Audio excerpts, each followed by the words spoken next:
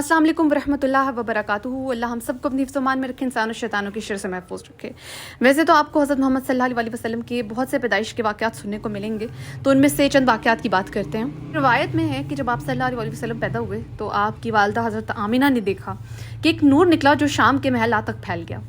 ये नूर नबी सल्लल्लाहु अलैहि वसल्लम की दुनिया में तशरीफ़ लाने की अज़मत और उनके मिशन की अज़मत का पेश ख़ाइमा था। आज की वीडियो शुरू करते हैं और आज की वीडियो जो है ना आपके लिए बहुत फ़ायदेमंद है और बहुत खूबसूरत है। उसकी रीज़न ये है, सबसे जो बड़ी रीज़न मैं आपको बताने लगी हूँ वो ये है कि ये आज के ऐसे दिन के लिए बनाई गई है, 12 रबीउल अव्वल के लिए, जो दिन हम सब मुसलमानों के लिए बहुत ही मुबारक और बहुत ही ख़ास दिन है।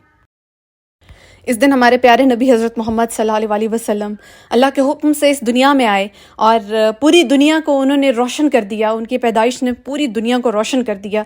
अल्लाह ताला हम सबको इस दिन से फ़ायदा हासिल करने की तौफ़ीक़ अता फ़रमाए।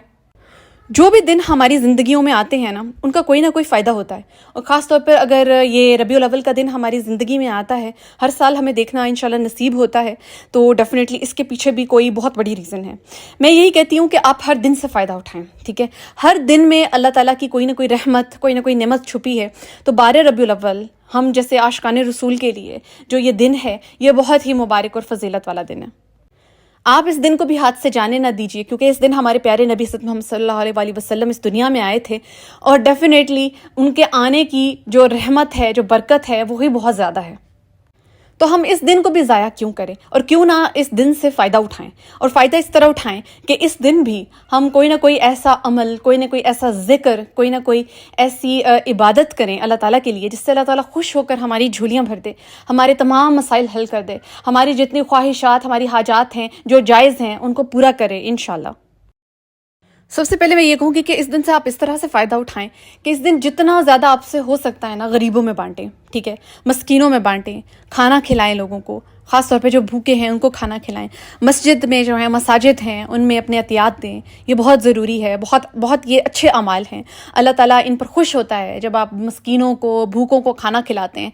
तो क्यों ना, अगर वैसे तो ये काम आपको डेली बेसिस पे करना चाहिए, जितना आप कर सकते हैं, ठीक है। अगर आप डेली नहीं कर सकते तो आप हफ्ते में एक बार कर लिया करें, 10 दिन में एक बार कर लिया करें, महीने में 2-3 दफ़ा कर लिया करें, ठीक है। तो कोशिश करें कि इस दिन को आप यूटिलाइज़ करें, और इस दिन भी जितना आपसे दिया जाता है, जितनी खैरात की जाती है, जितना सदका किया जाता है, वो किया करें। क्योंकि जितना माल आप अल्लाह की राह में देते हैं, याद रखिए कि वो अल्लाह ताला से तिजारत है। ये कभी मत सोचिए कि अगर आप अल्लाह की राह में कोई माल दे रहे हैं तो शायद उससे आपके माल में कोई कमी आ जाएगी। ऐसा कभी नहीं होगा। आपका माल में हमेशा इजाफा ही होगा इंशाल्लाह। और आप ये देखेंगे, अगर आप ये करते हैं, आपको ये नज़र आएगा कि अगर आपने अल्लाह की राह में 100 रुपया भी दिया है ना, ठीक है, एक 100 का नोट भी आपने किसी नीडी पर्सन को अल्लाह ताला की राह में दिया है, अल्लाह ताला आपको लाखों नवाजेगा। लेकिन जो आपकी नीयत है वो यही होनी चाहिए कि अल्लाह मैं तेरी राह में दे रहा हूँ, ठीक है, मैं तेरी राह में दे रहा हूँ और मैं तेरे साथ तिजारत कर रहा हूँ। और अल्लाह की राह में खर्च करने वाला, अल्लाह की राह में देने वाला, ठीक है, भूखों को, मस्कीनों को खाना खिलाने वाला, किसी भी सूरत में, ठीक है। अगर आप खाना नहीं दे रहे तो आप अगर कुछ और दे रहे हैं, कोई पैसे दे देते हैं, ठीक है, कोई और ज़रूरियात ज़िंदगी की चीज़ें लोगों को आप दे देते हैं, ठीक है, तो उससे भी आपको क्या होगा, फ़ायदा होगा।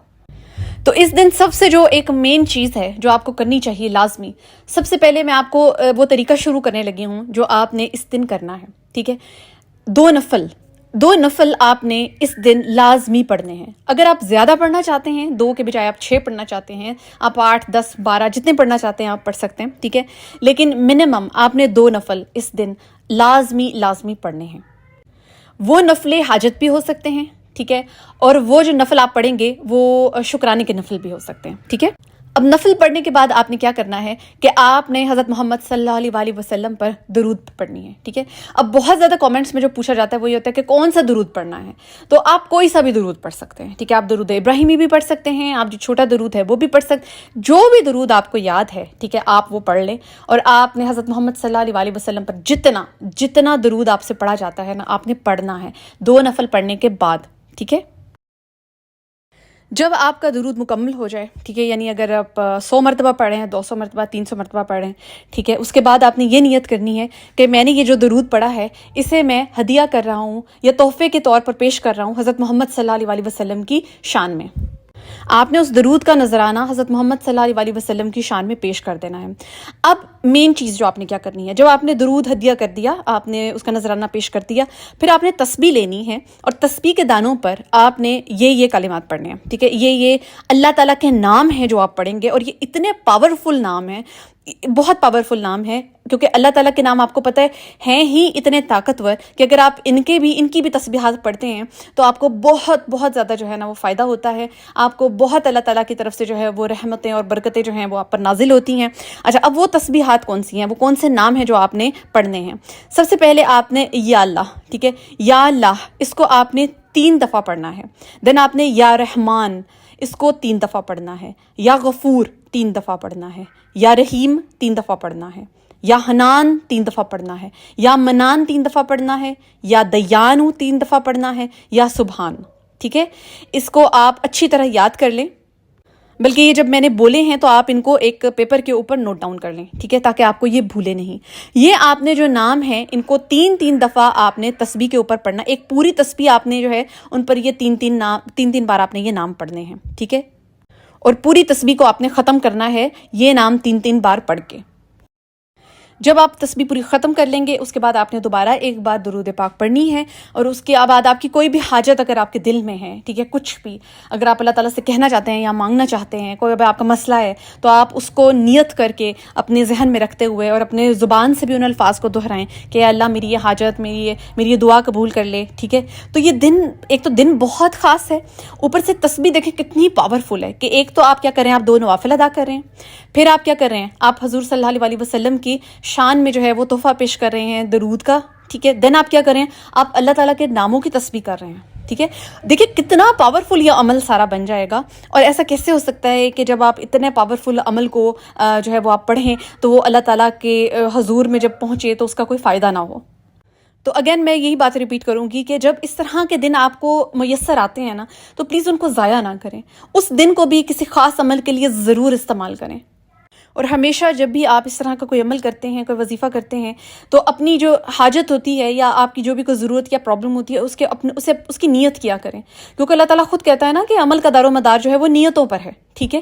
تو اگر آپ نے اس کی نیت کی ہوگی، اگر وہ چیز آپ کے ذہن میں ہوگی، اور خاص طور پہ اگر آپ نے اللہ سے اچھا گمان رکھا ہوا ہے، آپ کا یہ پاور، آپ کے ایمان میں یہ پاور ہے کہ جو بھی اللہ تعالیٰ کرے گا میرے حق میں بہتر کرے گا، وہ میری دعائیں ضرور قبول کرے گا۔